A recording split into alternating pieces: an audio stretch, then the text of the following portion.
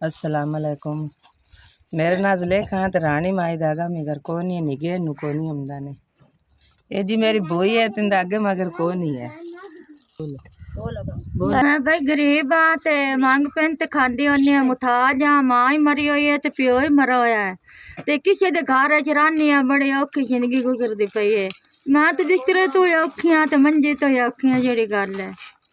मैं मुथाज हाँ ते मेरे को आधा भी नहीं होंदा काम है तिक चले भैया मजबूर है ते गुजारा ही बड़ा औखा होंदा है।